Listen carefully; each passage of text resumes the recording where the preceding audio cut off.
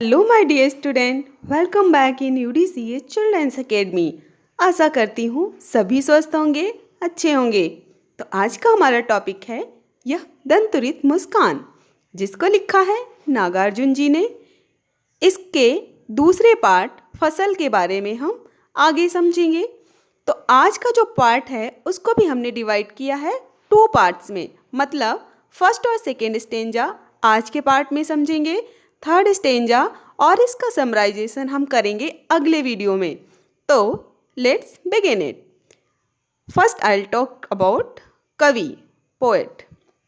नागार्जुन जी का जन्म बिहार के दरभंगा जिले के सतलखा गांव में 1911 में हुआ था। उनका मूल नाम वैद्यनाथ था, वैद्यनाथ मिश्र।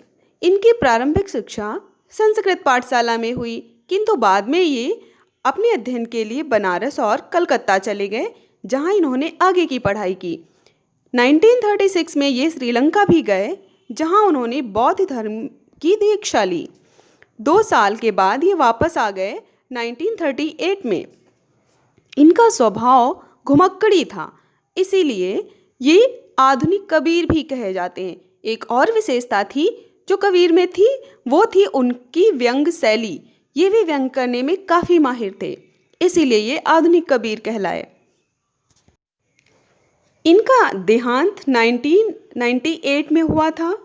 इनकी कुछ प्रमुख कृतियों की बात करें तो युगधारा, सतरंगे पंखों वाली, हजार हजार बाहों वाली, तुमने कहा था, पुरानी जूतियों का कोरस, आखिर ऐसा क्या कह दिया मैंने, मैं मिलिट्री का बूढ़ा घोड़ा, ये इनकी कुछ प्रमुख कृतियां हैं। ठीक है, now we will start our poem. इस कविता में कवि ने एक बालक के निश्चल और मधुर मोहक मुस्कान का वर्णन किया है। जब एक छोटा बच्चा जिसके नए नए दांत निकल रहे हों किसी को देखकर मुस्कुराता है, तो उसे एक नया जीवन संदेश मिल जाता है। वो कितना ही कठोर, कितना ही पाषाण हृदय हो, किंतु उसकी मधुर और कोमल मुस्कान के आगे पानी की तरह पिघल जाता है। कवि ने यहाँ पर उसी कोमल मुस्कान और उससे मिलने वाले जीवन संदेश के बारे में बताया है। चलिए हम स्टार्ट करते हैं पोएम। तुम्हारी यह दंतुरित मुस्कान मृतक में भी डाल देगी जान, धूलि धूसर तुम्हारे ये गात, छोड़कर तालाब मेरी झोंपड़ी में खिल रहे जलजात, परस पाकर तुम्हारा ही प्राण पिघलकर जल बन गया होगा कठिन पाषाण। तो इनका भाव कुछ ऐसे है। कवि जो है एक सन्यासी है, वो काफ़ी समय के बाद अपने घर वापस आया है। घर वापस आकर वो अपने बालक को देखता है जो कि 8 से 9 महीने का है।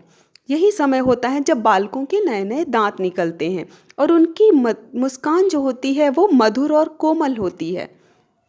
कवि अपने ही बालक को देखता है और उसकी मोहक मुस्कान के आगे संन्यास भूलकर फिर से गृहस्थ जीवन में वापस लौटने की इच्छा करने बैठता है, क्योंकि उस मुस्कान में इतना जादू है जो कवि के हृदय को अनायास ही अपनी तरफ आकर्षित कर लेती है। कवि कहता है कि तुम्हारी यह दंतुरित मुस्कान किसी मृतक में भी जान डाल सकती है, अर्थात तुम्हारी ये जो मधुर कोमल छोटे छोटे दांतों वाली मुस्कान है, ये किसी भी मरे हुए व्यक्ति को फिर से जीवित कर सकती है। धूलि धूसर, देखिए यहाँ अनुप्रास अलंकार है, धा वर्ण एक से अधिक बार आया है, सो कीप इट रिमेंबर। धूलि धूसर तुम्हारी ये गात, धूलि धूसर, धूलि मतलब मिट्टी, धूल से धूसर रंगे हुए सने हुए, गात छोटे छोटे अंग, तुम्हारे ये छोटे छोटे अंग जो धूल से सने हुए हैं ये काफ़ी सुंदर लग रहे हैं। इन्हें देखकर मेरा मन खुशी से प्रफुल्लित हो उठा है। छोड़कर तालाब मेरी झोपड़ी में खिल रहे जलजात, ऐसा लगता है कि जैसे कमल, यहाँ पे जलजात कमल के लिए आया है। ऐसा लगता है कि कमल अपना तालाब छोड़कर स्वयं मेरी झोपड़ी में खिल उठा है। परस पाकर तुम्हारा ही प्राण पिघलकर जल बन गया होगा कठिन पाषाण। परस का मतलब यहाँ पे है स्पर्श। तुम्हारा स्पर्श पाकर कोई भी कठोर पत्थर हृदय व्यक्ति पिघलकर जल बन गया होगा, अर्थात कोई कितना ही कठोर हो, कितना ही संवेदनाहीन हो, वह भी जब तुम्हारा स्पर्श पाएगा, जब तुम्हारा कोमल स्पर्श उसे छुएगा, वो पिघलकर जल बन जाएगा। अर्थात उसके मन में तुम्हारे लिए प्रेम और भावना की लहर फूट पड़ेगी। तुम्हारा स्पर्श इतना कोमल और मोहक है। आगे कवि कहता है, छू गया तुमसे कि झरने लग पड़े से फालिका के फूल, बांस था कि बबूल।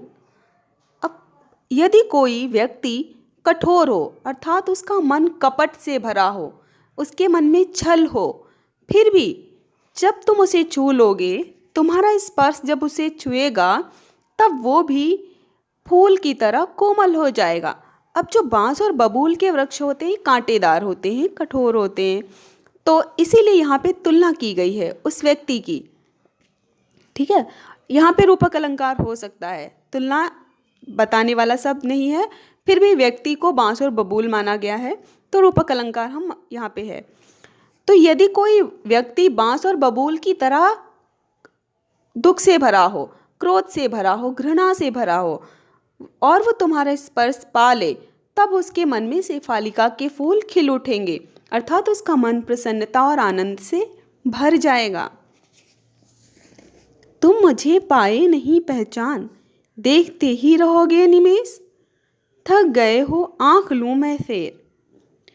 कवि कहता है, क्योंकि कवि काफ़ी समय के बाद घर वापस आया है और इतने दिनों में उसका बालक जो है वो जन्म लेकर बड़ा भी हो गया, उसने आज उसे पहली बार देखा है, इसीलिए कवि उसके लिए अपरिचित है, अनजान है, और वो कहता है कि तुम शायद मुझे पहचान नहीं पाए हो, मैं तुम्हारे लिए कोई अजनबी व्यक्ति हूँ, इसीलिए देखते ही रहोगे अनिमेष। अनिमेष का मतलब है बिना पलक झपकाए, अर्थात बिना पलक झपकाए तुम मुझे देखे जा रहे हो, शायद तुम मुझे पहचान नहीं पाए हो। थक गए हो, अर्थात ऐसे लगातार मुझे देखते देखते तुम्हारी नज़रें थक जाएंगी, तुम्हारी दृष्टि थक जाएगी, इसलिए मैं ही आंखें फेर लेता हूँ। आँख लूँ मैं फेर, तो कवि सोचता है कि मैं ही आंखें फेर लूँ, वरना ये कोमल आंखें मुझे निहारते निहारते थक जाएंगी। और तो आज हम इतना ही सीखेंगे, rest part we will understood in next part. Now I will summarise this. अब कवि जो है इसमें बालक की मधुर कोमल मुस्कान का वर्णन करता है। इसमें कवि ने बालक की निस्वार्थ और निश्चल मुस्कान और एक वयस्क व्यक्ति की मुस्कान के अंतर को भी समझाने का प्रयास किया है। जब एक बालक मुस्कुराता है तब वो निश्चल, निस्वार्थ और निष्कपट होता है, वो बिना किसी कारण के मुस्कुराता है। किंतु जब एक वयस्क व्यक्ति मुस्कुराता है, उसकी मुस्कान में बनावटीपन होता है, छल कपट या व्यंग भी हो सकता है। उसकी मुस्कान का कोई ना कोई कारण होता है और जैसे ही वो कारण पूरा होता है उसकी मुस्कान स्वतः गायब हो जाती है। किंतु एक बालक हमेशा बिना स्वार्थ के मुस्कुराता है। तो इस तरह से बालक की मुस्कान हमें ये संदेश भी देती है कि हमें जीवन में निस्वार्थ और निष्कपट होकर दूसरों को खुशियाँ देनी चाहिए, दूसरों की खुशी का कारण बनना चाहिए। तो guys, I hope you understood these lines. Now, some difficult words on the slide, some important facts and question answers.